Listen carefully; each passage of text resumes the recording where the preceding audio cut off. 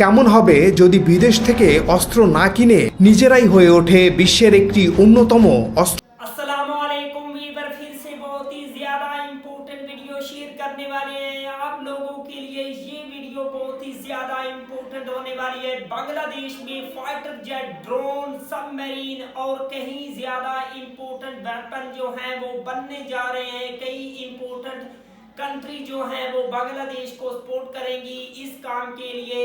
तो without wasting the time video को start करते हैं।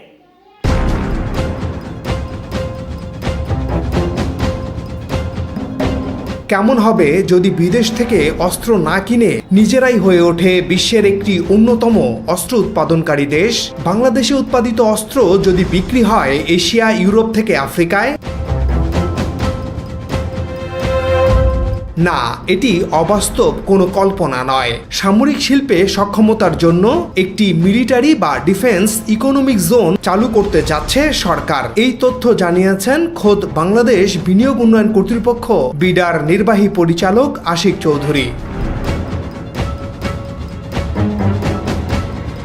প্রতি বছর বাংলাদেশের বাজেটে সামরিক খাতে যত বরাদ্দ থাকে এর 9 থেকে 10% খরচ হয় অস্ত্র কিনতে। মানে প্রতি বছর বাংলাদেশের সশস্ত্র বাহিনী গড়ে প্রায় 4,000 কোটি টাকার অস্ত্র ও সরঞ্জাম কেনে। চীন, আমেরিকা, তুরস্ক, জার্মানি, ফ্রান্স সহ 12টি দেশ থেকে এসব অস্ত্র কেনে বাংলাদেশ।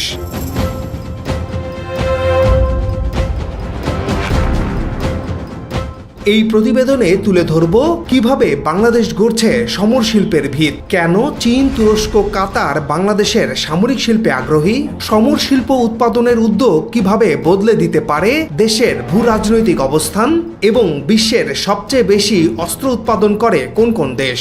চলুন বিস্তারিত জেনে আসি।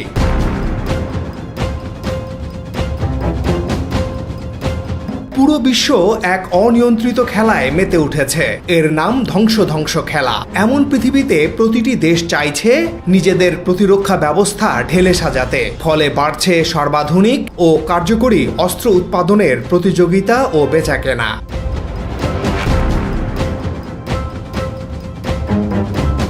সুইডেনের স্টকহোম আন্তর্জাতিক শান্তি গবেষণা প্রতিষ্ঠান SIPRI এর তথ্য বলছে, মূলত ইউক্রেন রাশিয়া যুদ্ধ শুরুর পর থেকেই বিশ্বে সামরিক অস্ত্র বিক্রির হার বাড়তে শুরু করে। বর্তমানে বিশ্বে সামরিক অস্ত্রের বাজারের আকার $69,000 কোটি। প্রতি বছরই এই হার বাড়ছে।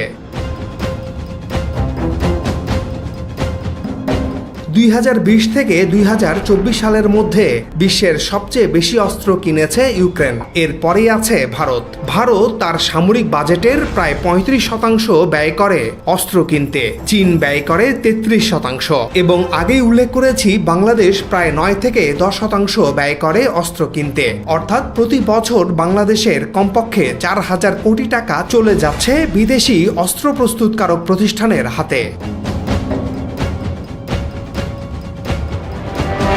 এখন প্রশ্ন হচ্ছে, এই অর্থ যদি দেশের মাটিতে ঘোরে তাহলে কেমন হবে দেশের শিল্প খাত, কর্মসংস্থান আর প্রযুক্তিগত সক্ষমতা?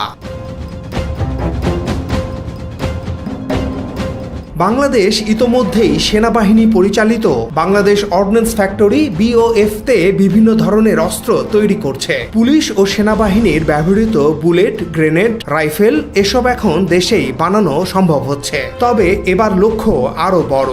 ভবিষ্যতে তৈরি হবে drone, missile, armoured vehicle, communication equipment, আকাশ প্রতিরক্ষা ব্যবস্থা, ফাইটার জেট ইত্যাদি।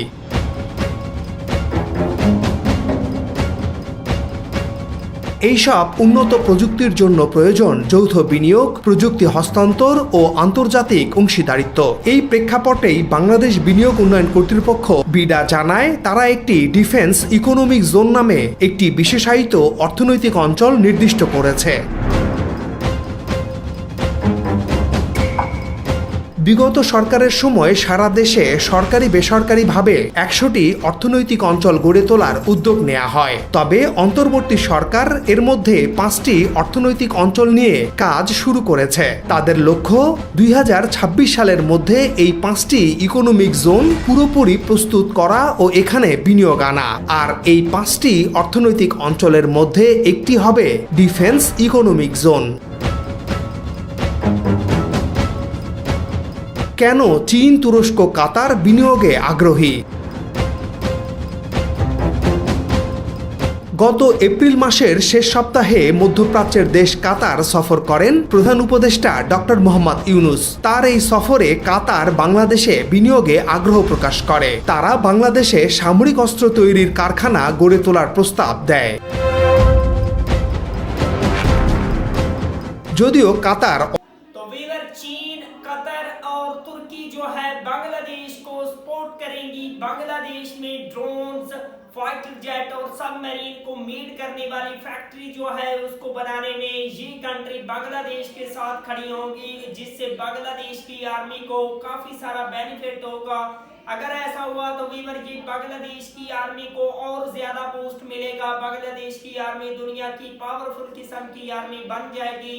ये बांग्लादेश के लिए एक बहुत बड़ी गुड न्यूज साबित हो सकती है। मे बी बांग्लादेश इस किस्म के काम को जल्दी करे। अगर आप लोगों को मजीद इंफॉर्मेटिव वीडियो देखनी है जल्दी से हमारे चैनल को सब्सक्राइब कर लीजिएगा। मिलते हैं आपसे नेक्स्ट वीडियो में इंशाल्लाह। तब तक के लिए अल्लाह हाफिज।